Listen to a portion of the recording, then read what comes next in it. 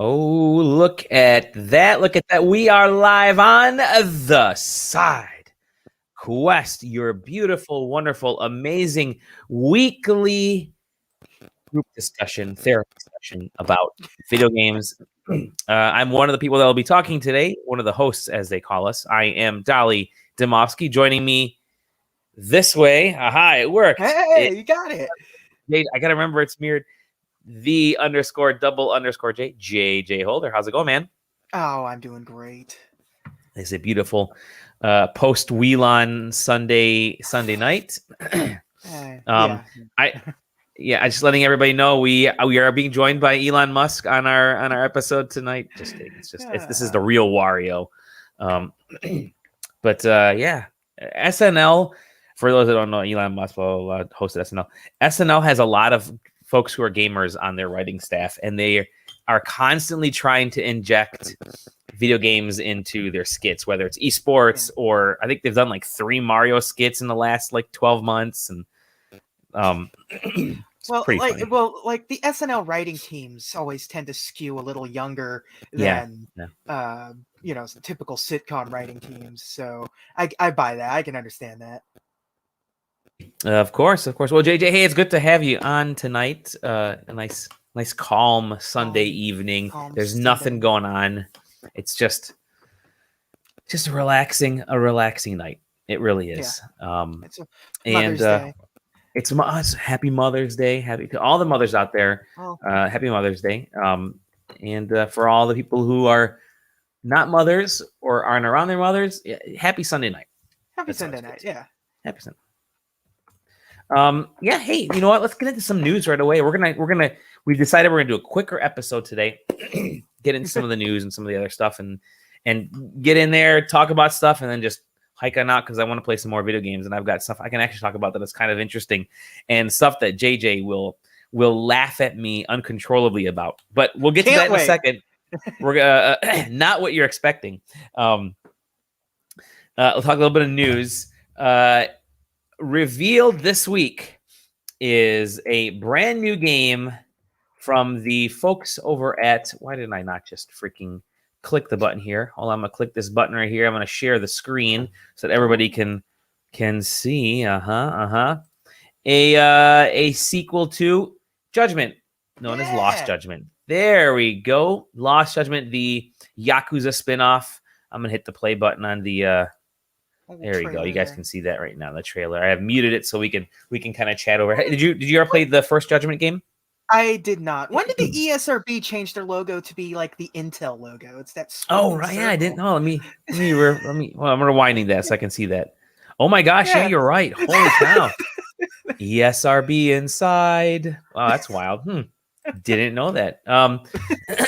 Good catch. No, so this is the new. The first trailer was revealed on Friday. Was kind of a busy news day. There was a few things that went out, but I love the visual style that they've done with this game. Remember, they took out that one actor who ended up being a real skis ball, and they put another guy in there for like the international release, and then they've kept that the good guy in there. It's basically this is about a lawyer who passes judgment with his fists. It's an action brawler style. It's amazing what Sega will throw in as a genre to something like this. Court scene looks really serious, and then the game has like flying spin kicks with sparkles and just bonker stuff. So great job to Sega for mixing that stuff. But yeah, they I think it's coming out in September from what they said. I love that this franchise has become like Sega's like bread and butter. It's their like tentpole franchise now. Yep. It really is because they make these more than they make Sonic games now.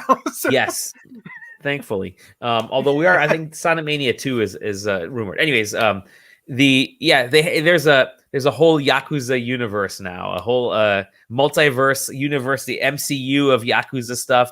Because there was there obviously the original Yakuza series. Yeah. Then they did a bunch of remakes. Yeah. Then they did the was there what was the zombie? Wasn't there like a zombie one or something? Yeah, there was a zombie one. Yeah, and Lost Judgment and Like a Dragon or whatever the Yep. There's an original Yakuza movie that was based off of the series on Netflix, I think from like 2007 And or like 2006 or something. even that Fist of the North Star game was basically Yakuza. Yeah. So it's crazy. It's Sega's kind of star IP right now, and they just released the Judgment remastered game, I think back in April, and they said, "Hey, by the way, stick around for May because we're gonna have some more info then." So, they released the remastered version for modern consoles. But yeah, here you go. It's the second Judgment game, Lost Judgment. I'm kind of for it. I mean, I think it's great. Have fun. Yeah. This is their brawler now since Yakuza is going turn-based. Yeah. They should make we need like a Streets of Rage Yakuza game now. Yes, totally. Oh, that'd be great. Oh man. Okay, there we go. Yep. Good call on that one. Another bit of news here. There is a Division Heartland is a. Oops. Let me hide this. What am I doing here? This guy. Stop that screen. Division. I think it's Heartland is a free-to-play spin-off of Division. It's coming to consoles, of course. Where else would it be going? But Ubisoft announced a free-to-play version. It's going to be on PC, PlayStation, Xbox sometime in like end of this year, beginning of next year. They said 2021, 22. But it's Red Storm Entertainment, who are the Ghost Recon folks. Division 2 is still doing really well. Still got tons of players. And I don't know why they would want to create yet another Division game that would sort of compete with this. I mean, maybe it's different enough. I'm not 100% sure, but I didn't know this was a thing that was coming, so I have no idea what it even is. So. Same here. I mean, all I heard is it's a free to play version. And there's another freaking Division mobile game. So there you go. If you want a lot of Division, you're gonna get a lot of Division. Also announced, I'm going to share my screen again here. A lot of stuff popping out last week. It's good. This is all the pre-E3 stuff, which is kind of nice. Yeah, all the stuff that doesn't like fit on like the main experience, like the pre-roll stuff that they made. I'm curious. Game Builder Garage. I'm curious the stuff we're actually going to get. I'm really excited for this. Nintendo revealed Game Builder Garage. Look at these are all coming straight from the SideQuesting website. I have a couple of the what are the Labo things? You buy? You've bought some Labo stuff, right? Yeah, I bought the Labos. A couple of the Labos and they had that Toy-Con garage in there, which lets you kind of play around with it. Yeah, and this is it. This is kind of basically the stuff they learned from Toy-Con garage, and there's a lot of Labo-ish look to this, like the color palette they use, their style, and a lot of Mario Maker stuff because there seems to be like this Nintendo Builder color palette they're using with this shade of yellow and some other stuff. I mean, look, even the traditional hard, like the hard hat, the Met, they look like the Met from Mega Man. Yeah, exactly.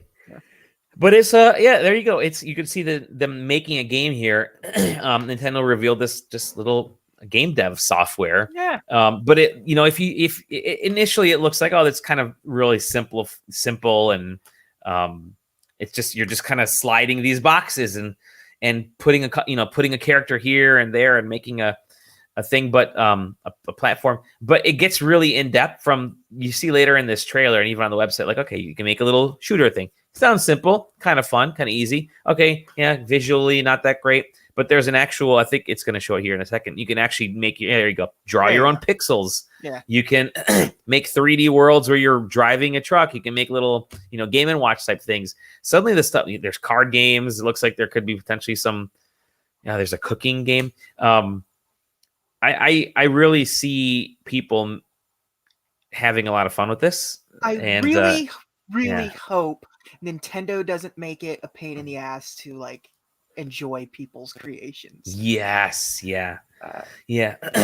Because it was a pain in the ass to enjoy the Mario Maker stuff for a long time, and it's definitely a pain in the ass to enjoy people's islands on Animal Crossing. So they said it's just going to be with a code. The Miitopia demo, hopefully that's something, it's similar to that where you kind of log in and you just kind of look at everybody's me creations. And in this case, maybe you just get somebody a code and you log in, you see their whole freaking palette of games. But maybe hopefully you can like look at your friends list and see what they've done. But that doesn't but I don't think my friends are going to particularly go too hard and wild. I want to be able to ask just like what's the most Mario Maker does have the what's popular today, what's popular, random worlds and stuff like that. I hope there's just a way to experience stuff that people have made that don't require necessarily the friend code.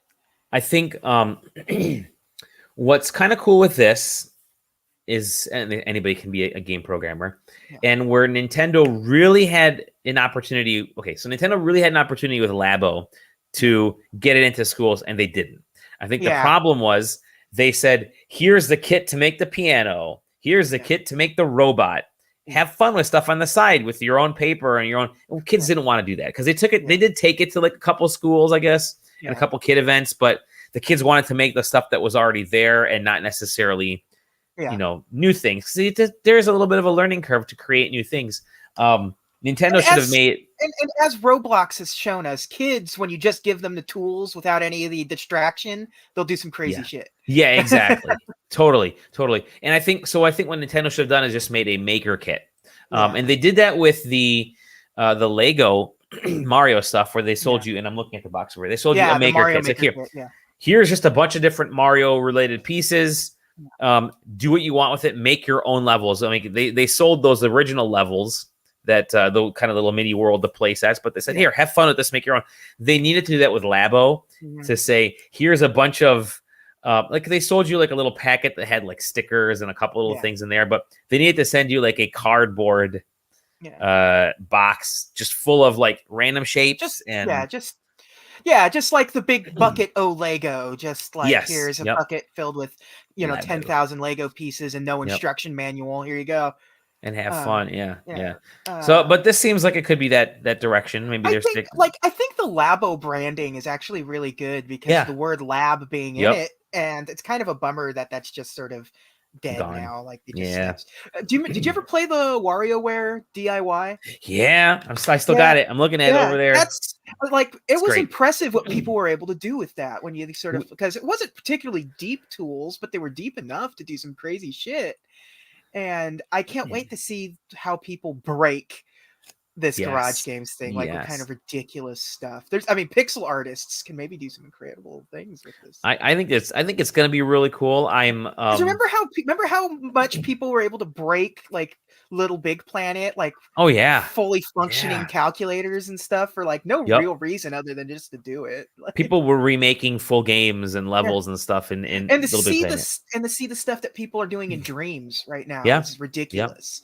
So that's one game that I'm gonna try eventually, just to try that stuff. That's in VR too now. Yeah, that's awesome.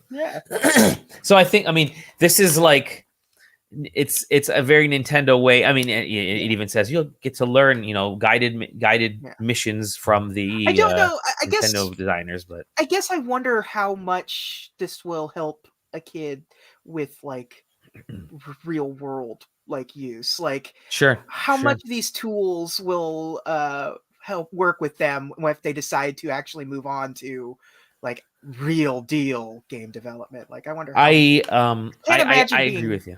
Yeah, I can't imagine it being like too much of a use, but maybe it'll just like give them the bug that they need to get in. I think it's got to be it because we learned, like I keep bringing it up. My brother and I learned an RPG Maker 95, which is very easy. It's very easy stuff to use. Back then in the 90s, it was super. I think like 99, 98, 97. It was very easy to use.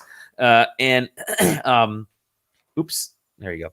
And that gave us the bug to do game dev. In fact, we actually our first game dev thing was on Commodore 64 back in like 1989 or 1990. There was Gary Kitchen's Game Maker software on there, and we learned with that, and it was very simple. It was basically move a pixel left, move a pixel right, up and down.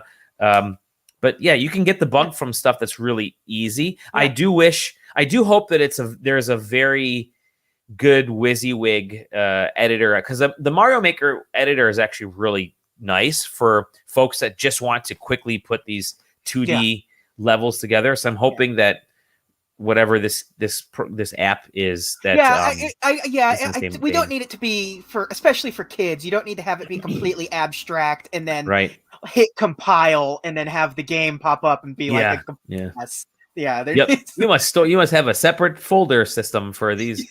But being able to share games, I think, is going to be huge, and being able to Nintendo really should like do like sponsored game jams or something. For sure. Like events like Nintendo, like contests or something like that would be huge for something like this. Man, that's a great idea, because that's something they miss out on. Mario Maker, they missed out on doing that. They had the ninja speed runs or whatever. That was it. But they supplied those. And if you have a little mini game jam, it's like, hey, everybody, we're going to make Zelda themed games. We got an asset bundle coming out for free. Here's an asset dump that we're sending you guys that you can download from the in-game asset store. There's a bunch of DLC content. And have like the rule sets like game jams do. Like, what kind of game can you put together in 48 hours using the Zelda assets or whatever? Like the Zelda. That'd be so cool. Yeah, so cool.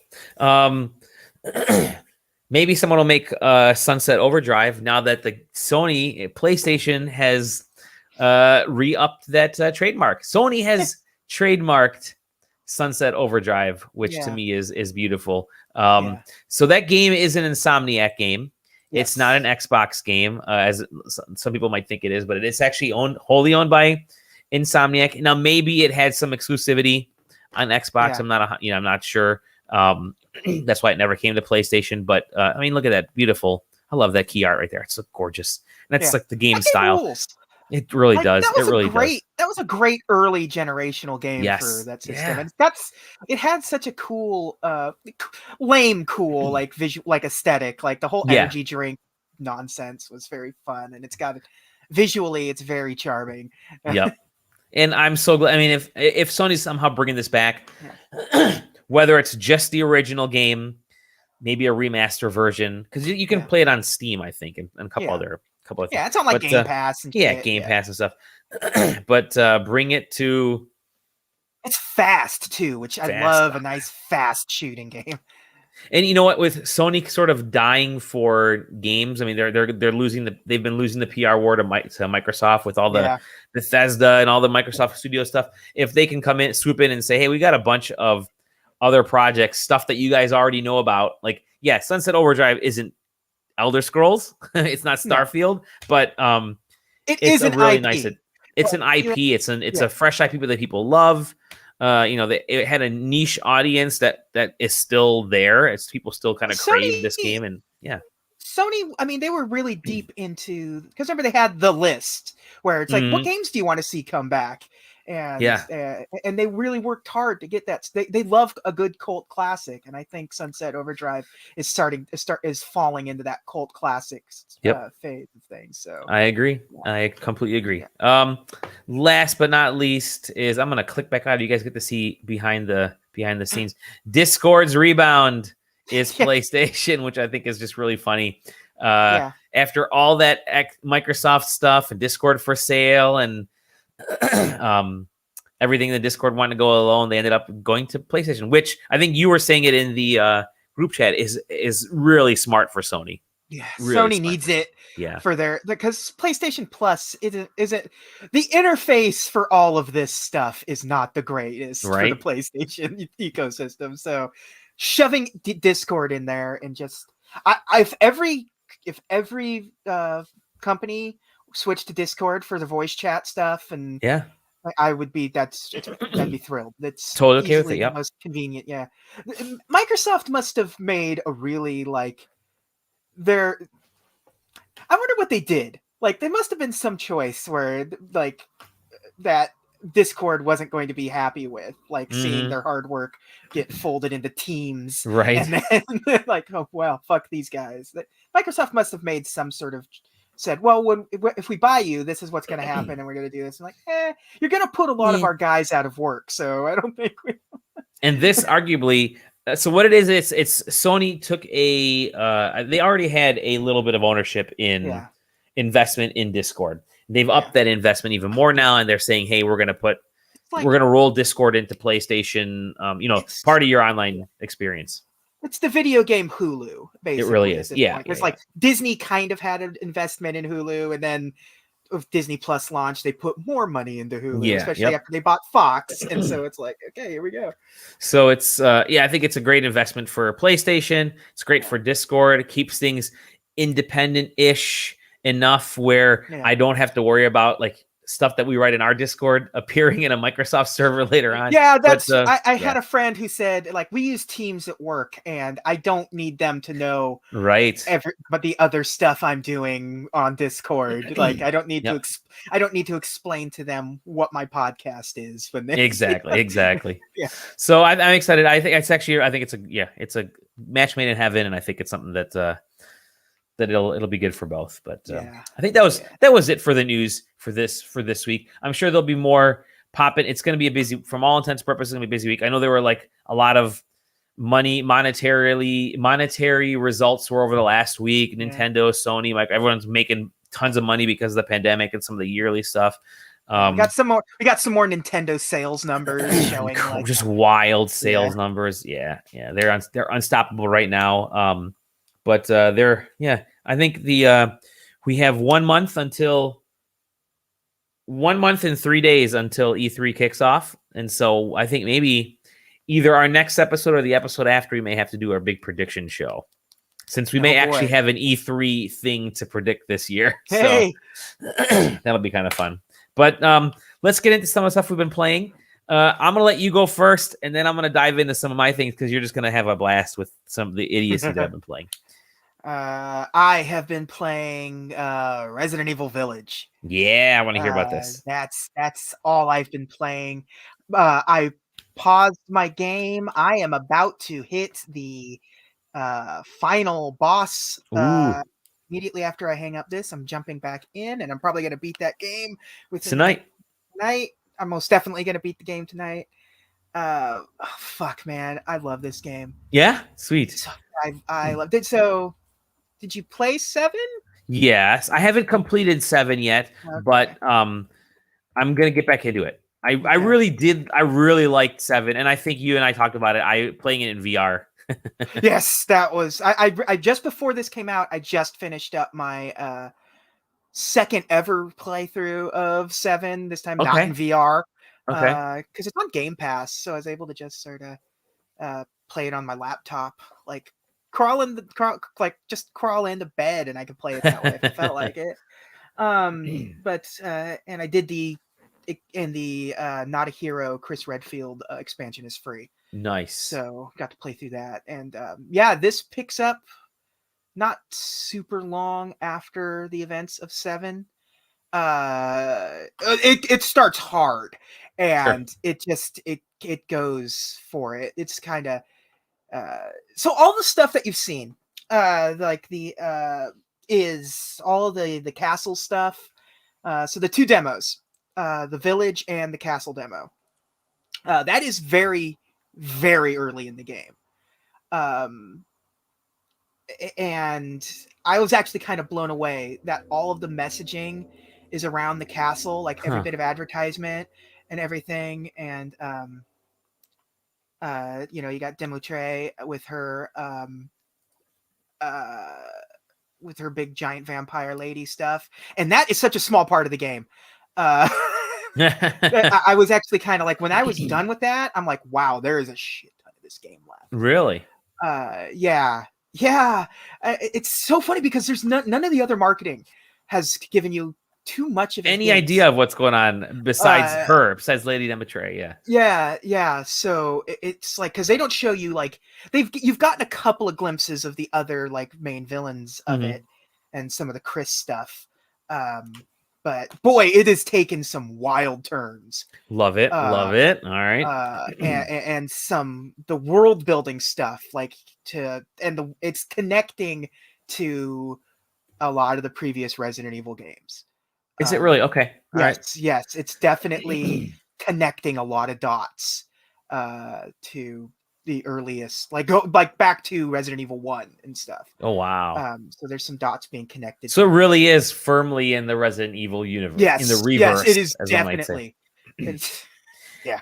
You know what I've liked. And so the game is like what 7-8 hours long, maybe 10, 12 if you're like a super completionist. I think it's like 13 if you're like super completion-y. Okay. I think I'm about 9 hours in at this point. That's awesome. That's one thing I love about the Resident Evil games is that they're, apart from like, I think 6 is like 20 hours and 4 is like 11 or 12 or 13 hours. They're all, you can knock out a Resident Evil game in a day if you really, if you just sit down in the morning, you'll be done by night. It's like, they're all like 8 to 10 hour games. And that's if you're just kind of going through, which I think is just the perfect length for me, especially right now, trying to get through any type of game. The perfect length is like these 8 to 10 hour games. I think Resident Evil definitely seems to get that. So I've been keeping track. The only thing I've been keeping away from like plot details and just seeing, a couple of the flashes here and there that pop up on social media. But everybody's saying, it's the length of the game, that 7 to 8 to 10 whatever hours is perfect for absolutely. For the game. Like I said, I'm at the final part of this game, and it's just like it hasn't. Okay, so here's something. It's in terms of how it plays, it is sort of a combination of 7 and 4. Okay. There's a lot of 4 stuff in it, especially when you're like in the village, and because it is open world. Because like you have sort of like the village is sort of the hub. And it's kind of got this kind of Zelda-y vibe to it, where you're like going around finding new keys. It's got this Resident Evil stuff where you're finding keys and collecting everything, just like Forged. But like, so it's like, and now you have to go to this location, and it has like the what's the best way to put it without giving away too much? Like the beasts in Breath of the Wild, where it's just like, okay, you have to go here, and this is going to be your like objective is to, because you have to get the next important collectible, and so you have to go to this area, and it's like a series of haunted houses. It's like Hollywood Horror Nights at Universal Studios. It's like the castle is its own thing. There's a dollhouse thing. There's a water thing. Like a factory thing. So like it's like you're going to different levels, basically. It's really cool. It's a really cool layout. It's not going to be super replayable, unless you want to collect everything. But I think in terms of like, because there are a couple of moments that will sort of slow everything down. The one that you probably saw me on Twitter last night, the dollhouse that I was absolutely tortured by, which is the next section after the castle, is very slow, and it's basically an escape room.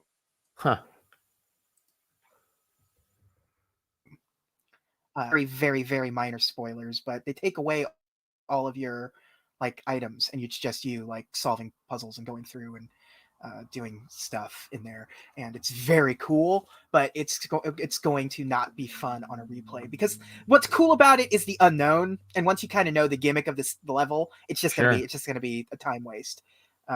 But it's scary.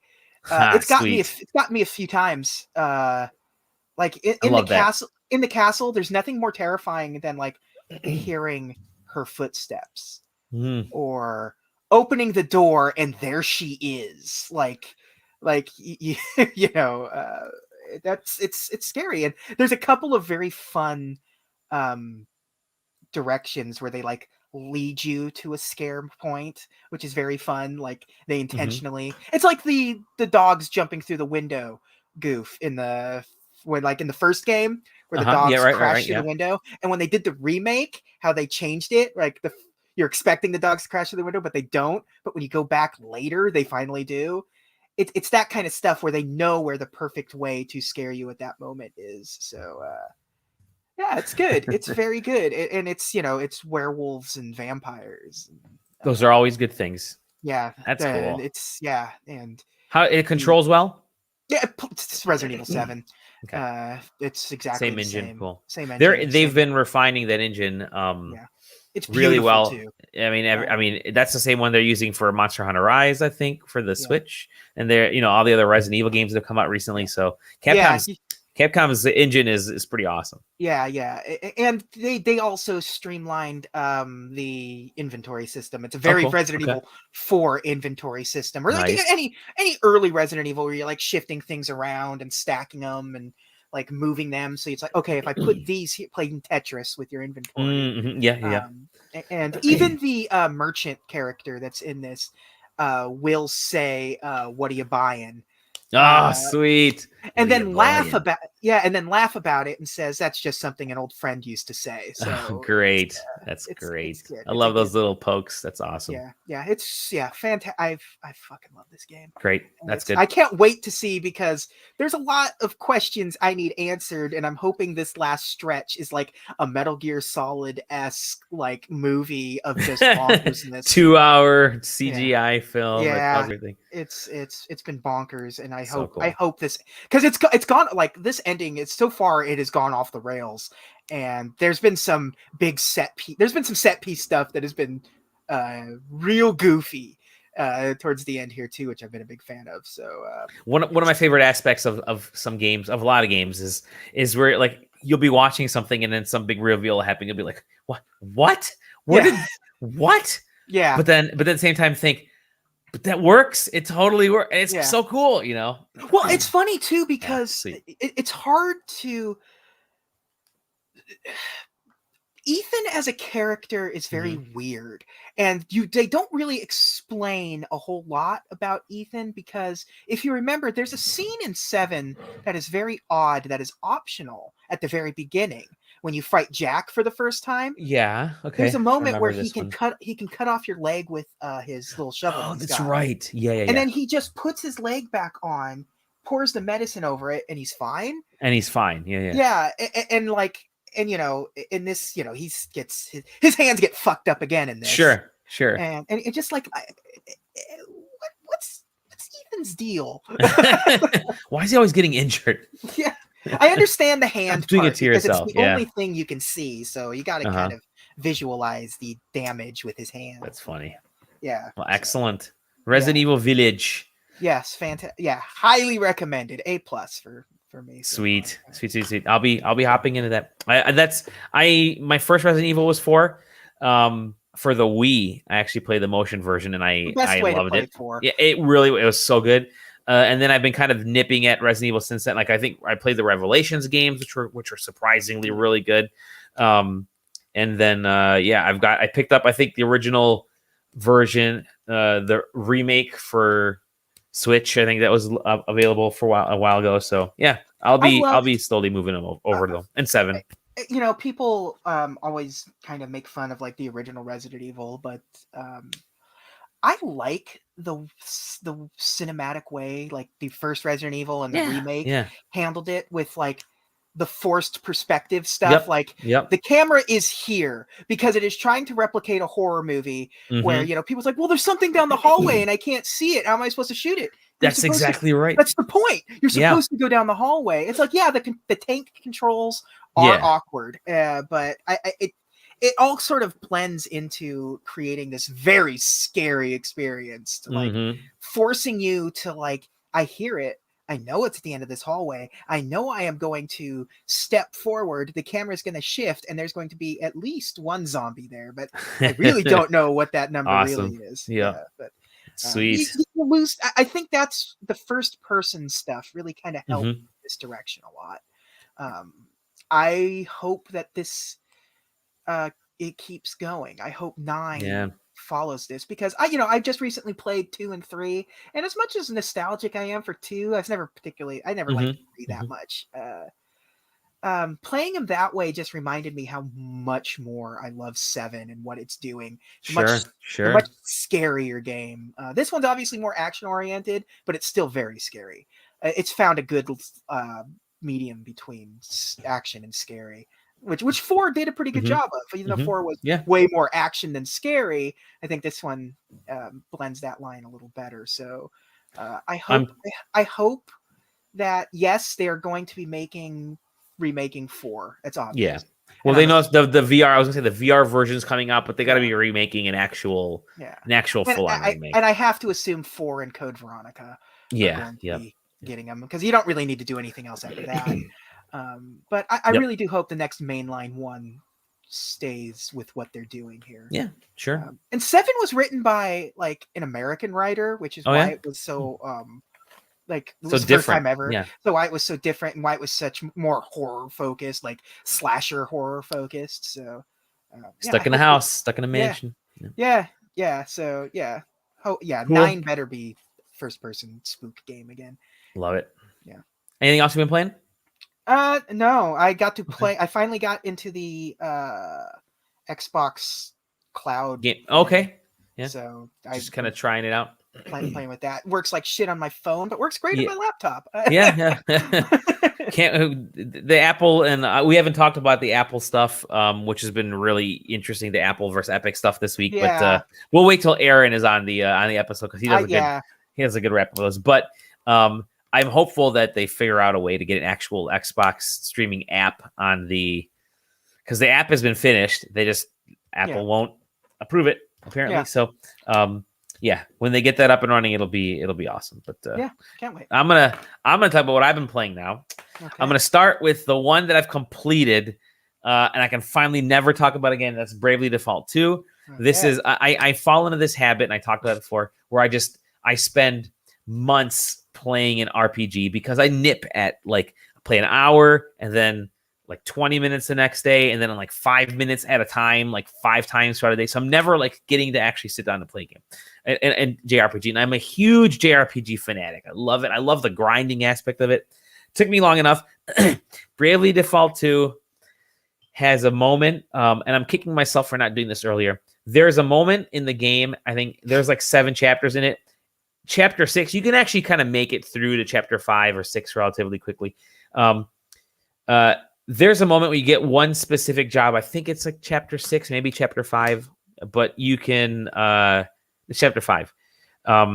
You become incredibly OP after that, and the game becomes far too easy. I went from I think you max out at level 99, and I went from level 65 to level 99 in a span of like 3 hours, and that's just like using there's like a job skill there, and that's it. And then you get just like every other Bravely Default game, there's like this growth egg thing where you can get enhanced experience and the job points to to grow quicker. And that, along with this job thing, is just like the game. I just went nuts, and the final boss, even on the hardest setting, the final boss was just incredibly easy. So you become far too, and I'm so pissed off at myself that I waited that long to get this job skill set up, and then realize how I could break the game. And it's essentially, okay, I'm going to spoil it briefly because it's not story related. There's a job in there. It's like the last job you get in the story, the last job you get, that gives you this skill called Obliterate. You activate the skill, something like obliteration or obliterate. And any enemy you face that's 20 levels below you, and you never know what level you're at, what level your enemies are at, but you can kind of get a sense that if you're in like chapter 5, then 20 levels below you is like chapter 3. If you're in chapter 6, 20 levels, is in like the area for all this stuff. So if you put this skill on there, it literally is instant death to all the enemies the minute the match starts, the minute the battle starts. So battle starts, you have your skill equipped, boom, all the enemies die, and you get all the experience in the JP for that. And it's like, uh-oh. And then once you learn how to chain enemy attacks, which to give you even more experience, more job points, enemy battles, I should say, you just start racking up the experience, the job points, and you're seeing that number go up, and you're seeing all the jobs fill up. And I think, oh man, that's just literally, I could have chopped out 40 hours of the game, at least 40 hours of the game of actual play time, if I had done this earlier, and it just would have made it, bonkers. But whatever. Nintendo loves figuring out ways to weirdly ruin the grind of things and stuff. Yeah, because remember that was like Earthbound. Like if Earthbound, okay. Enemies that were too below you, like if you got into the combat scenario with them, they would just run away because they were scared. Yep, Like, yep. So, anyways, this was I'm done with the game. I'm never talking about it again. By the way, I will say one thing: really disappointing ending. Like just the way that the plot wraps up was it's the worst of the 3 Bravely Default games by far, and it's just a bad ending in general. I mean, it's like PlayStation 1 era endings where you're like, wait, that's it? That's all I get? It's Xenogears.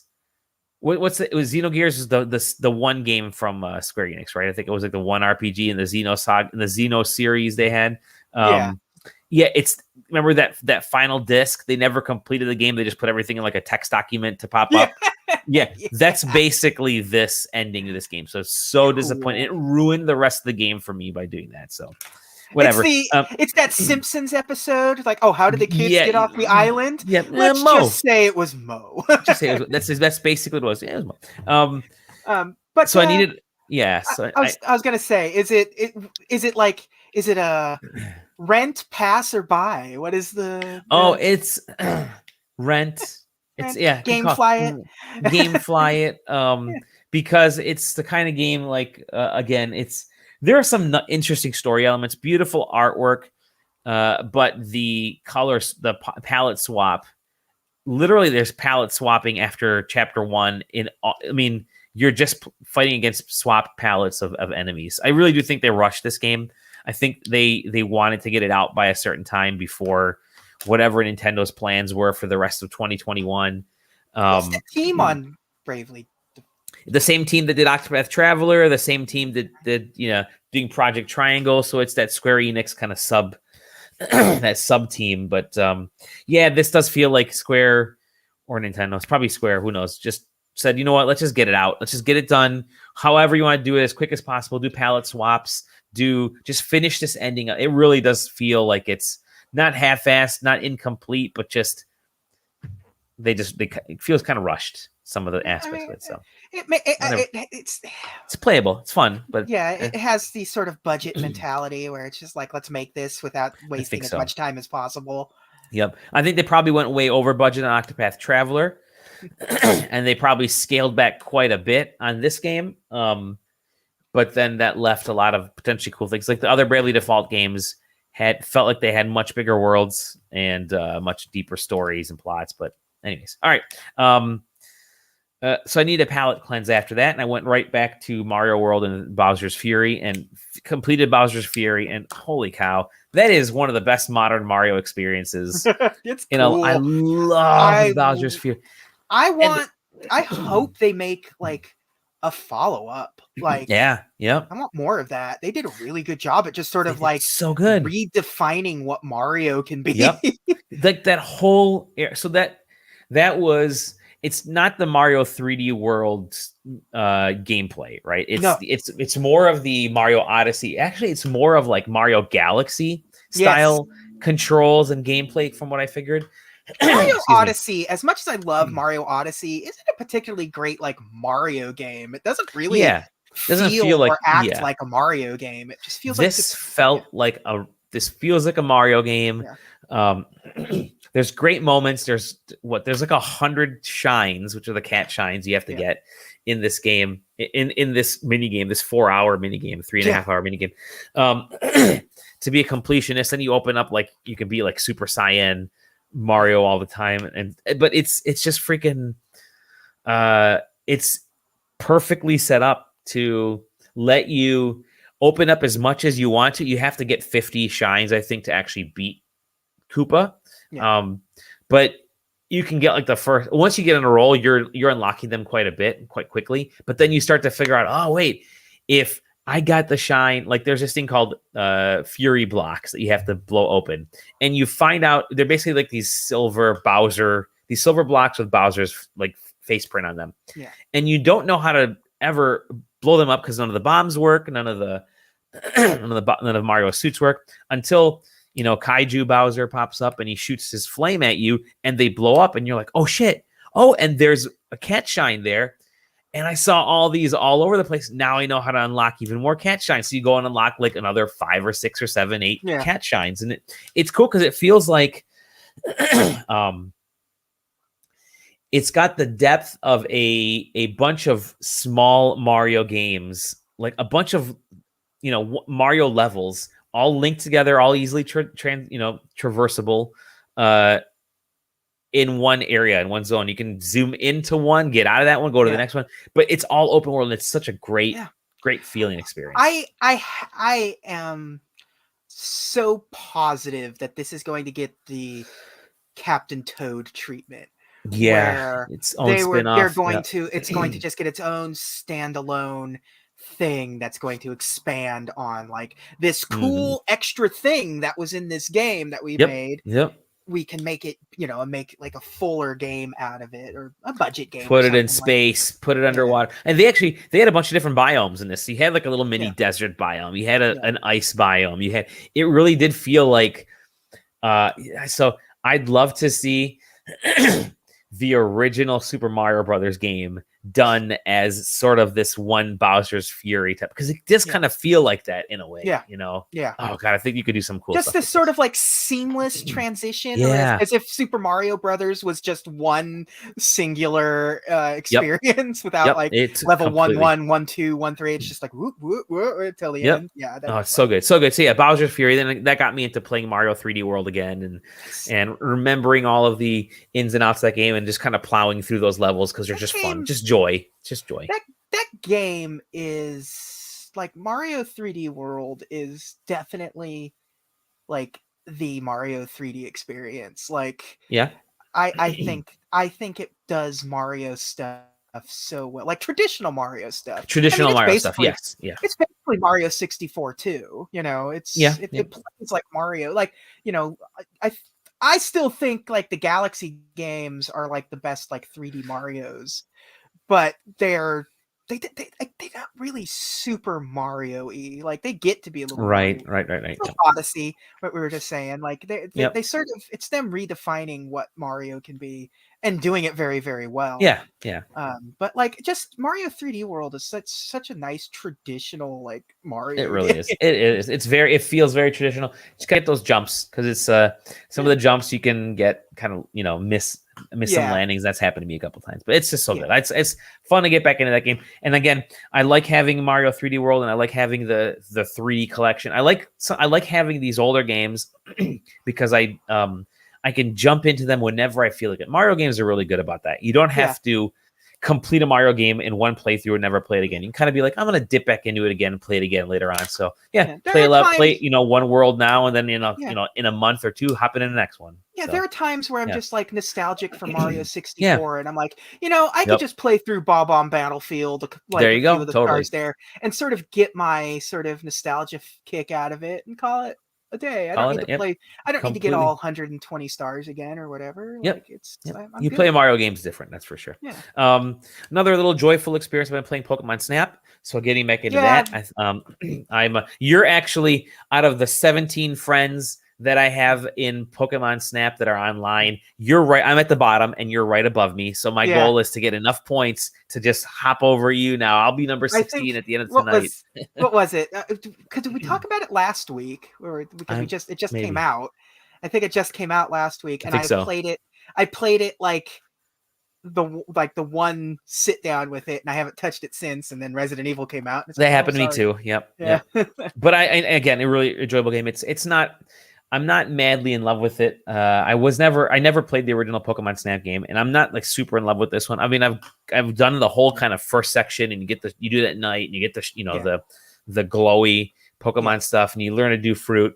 And the whole first area is sort of a tutorial, and they kind of give you missions, which is actually kind of interesting because that's what I'll be going back to. But it's still an on-rail shooter, which I'm not 100% like sold on yet. But again, I think this is the kind of game that it's a game like this and a game like last year's, Animal Crossing, they feel like just nice little getaways. And I think part of it is just you're on an island, Pokemon Snap, you're on an island with Animal Crossing, and you've literally just gotten away from stuff that's happening anyways, and you've gone away on a little mini vacation. So that's what it feels like. That's why I like it. So but I'm probably about the same place you are. You know, in one sitting, I'm kind of gone through some of the first section, and we'll see. I was like, I think yes, I know we talked about it a little bit last week because I did say like I was a big fan of the original Pokemon Snap.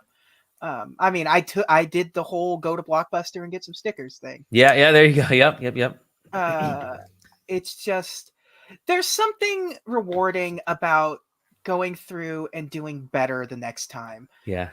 Getting better shots, and then like having the stage, like learning more tricks as you go along, getting more things, and having the stage change a little bit when you come back to it because like you're further in the game and stuff, and just like getting better photo opportunities and learning like, oh, if I do this, I'll be able to wake this up and create a chain reaction. Yeah, and then stuff starts to happen, and then down the line, because this Pokemon started to run down the line, the other Pokemons were a lot, awake and stuff. So yeah, there's some cool, and that's the kind of stuff that I need to learn. Because that was the thing, like with the original Pokemon Snap was like, if you throw an apple into this crater, it's going to awaken something that you don't see that's in there, or it's like you can create the chain reaction that's going to knock a Magikarp into the whirlpool. There you go. Is going to create Gyarados or whatever. Yeah. So there's that kind of stuff for sure in this. So so. Cool. And then the other a couple more games here. One Double Dragon and Kuniokun. I got that. I picked it up. I think it was like $10 on sale like a couple weeks ago. Yep. So good. I mean, I've just been playing the Double Dragon games and again, those were my NES childhood was playing renting Double Dragon 2 and Double Dragon 3.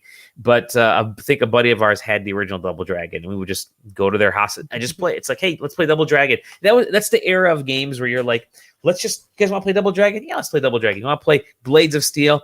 You went back to games over and over and over again because that's what gaming was back then. It really felt like an at-home arcade experience, and so it was great to get this collection of these games and play it because it's just so nice and so classic. Like I don't have to.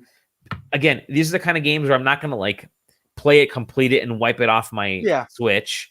I'm gonna play it over and over again. I'll have buddies over and we might play some Mortal Kombat. We might play some Double Dragon, and we might play some Call of Duty, but these two will always be in the rotation. So it's cool. That's why I like when they put out that Contra collection. It's just I got that too. I got the Contra collection. Yeah.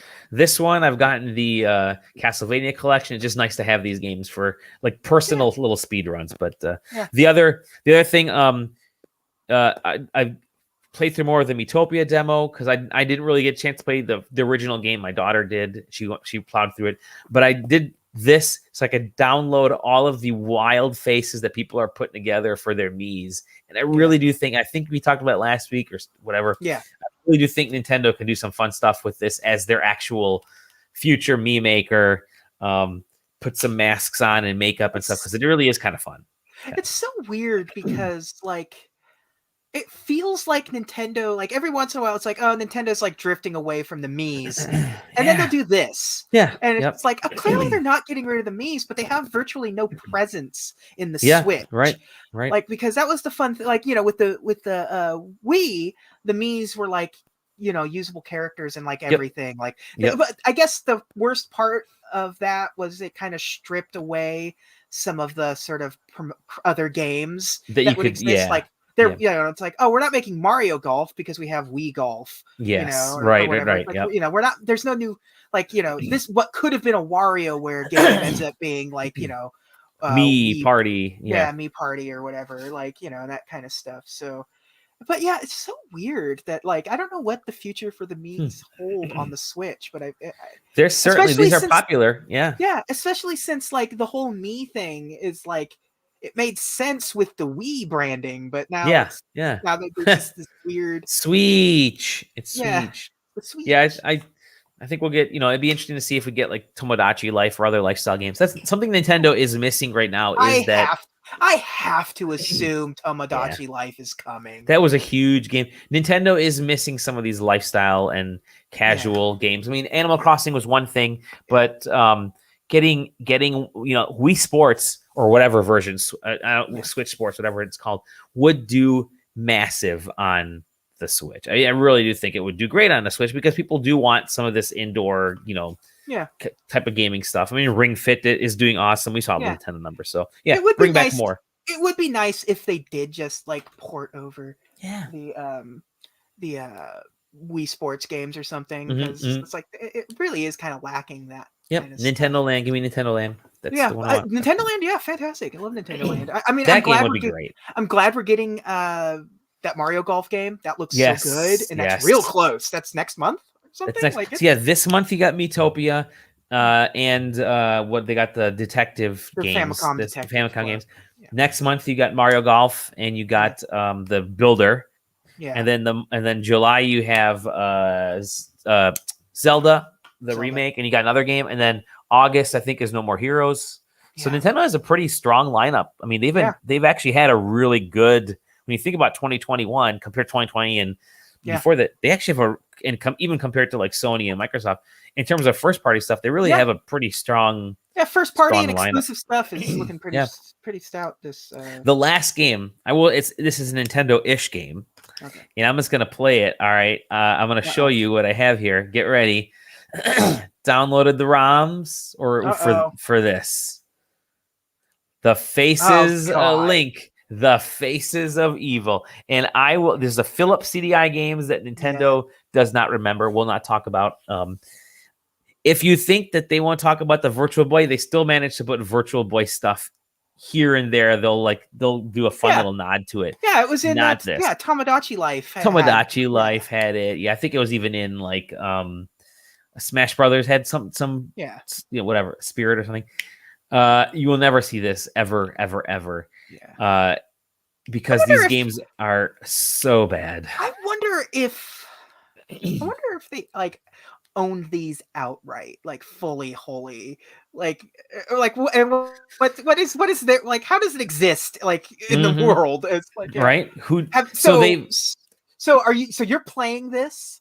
This is I'm playing this one. I'm not playing it in front of you, obviously. This is the video, I'm playing this, and I started with the keyboard, and then I plugged in the controller. You can find the ROMs online since you can't get a hold of these games anywhere. The controls are so bad. This is one of the worst feeling games I have ever played. Oh my god, you can't jump very high. I mean, look, even the guy who's playing this is trying to figure out how to jump and attack. Like there are 2 frames for attack. There's attack and there's not attack. There's Link standing there, and then there's Link, with his sword forward. Even look at the crouch. The crouch is you barely go down. You barely go down. Your hat's still up at the top. Yep. Yeah. And it's such an obtuse puzzle game. Mm-hmm. It asks you to do things that it gives you virtually no hints about. And you're just supposed to sort of guess in a lot of ways for some of this stuff. It is just... And the animation is part... so you see this CGI, this overlay. Yeah. What they wanted to do was take the animation from the cartoon that was really popular, right? Like around that time, they had the Link Legend of Zelda cartoon that was part of the Super Mario Brothers show, like a few years before then. The Excuse Me Princess. Yeah, exactly. And that's who this Link basically is. Yeah. And they tried to also put real dumb as a sack of rocks. It really is. And they tried to PC it. When I PC it by personal computer, so like the PC games of that era when CD-ROM games were first starting up, this is what they're trying to do. It has a poor man's LucasArts UI. Yes. There you go. Yep. Yeah. It really, and it's just so not enough rubies. Yeah, go figure. They're not called rubies. Yeah, they're rupees. And some of the like certain character designs, like the Octoroks and stuff, are just terrible. My goal is to play through this just so I can. Yeah. The Goranu instead of Goran. Yeah. Oh god, it's so bad. The Zelda game. I have that downloaded as well. Yeah, I haven't played that, but is visual vomit. Can't wait. I might have to stream these on the SideQuesting channel as I'm playing it. The Zelda game is top down, and it uses sort of like the textures are like realistic, kind of, but they all just look terrible, and everything starts blending into the background. There are times where you don't even know. It's like, where is this a door, or is this no? That's just is this part of the? Is this just what the texture looks like, or is this a wall? What is?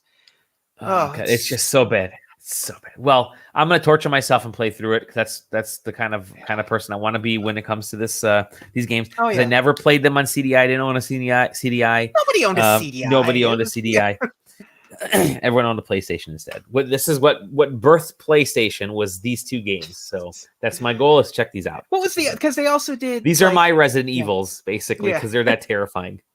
Yeah. Because what was the other? Like Hotel Mario was the other. Hotel Mario was on there too. Yeah, it was the other Nintendo IP that made its way into that. So maybe it'd be good to play through these. I like that idea. Okay, I'll be playing them, and I'll play through it on Twitch and YouTube and do some streaming. So I just want to. I want to join you and just harass you while playing. Perfect. I'll let you know, and we'll pick a day. That sounds great. That's it. That's all we've been playing. I mean, it's a little bit here and there, but it's plenty. That's it for this week. I said we'll get done quick. We still took an hour. So whatever. That's quick. Good times. That's quick for us. Yeah. We would have had a bunch of, next week will be a good week. You got that Nintendo Detective Club thing and Mass Effect. Mass Effect. Yep. Yeah, that's preloaded on a lot of folks' consoles. So that's and it's my birthday next week. So nice. Happy early birthday, JJ. Happy early birthday. So I expect a parade or something. Yeah, we'll have the cakes ready. Yeah, definitely. Excellent. Yeah. All right, man. Well, thank you so much, JJ, for hopping on tonight on this beautiful Sunday evening. Thank you to all of our viewers and listeners. If you're listening to the show, you can find us as always at sidequesting.com, at sidequesting on Twitter, sidequesting TV, I think on Twitch, sidequesting on YouTube, and everywhere else. Where can we find you, JJ? Oh, the _double_J on Twitter, DisneyCompendium.com for my Disney and movie podcast. I always forget to say this part because a while ago on Twitter, Jeff Grubb retweeted a Disney show, and he says this is the only Disney show I've ever listened to. So it's the best Disney show I've ever listened to. So I asked him, can I say that my Disney show is the best Disney show you've never listened to? Oh, love it. And he said yes. So it has the Jeff Grubb seal of approval. It is the best Disney show Jeff Grubb has ever listened to. So. Love it. I love it. Excellent. I need to get a little starburst on the title. And you can find me at Dolly Domofsky. And that's it. See you all in the next episode of The Side Quest. Bye-bye. Bye.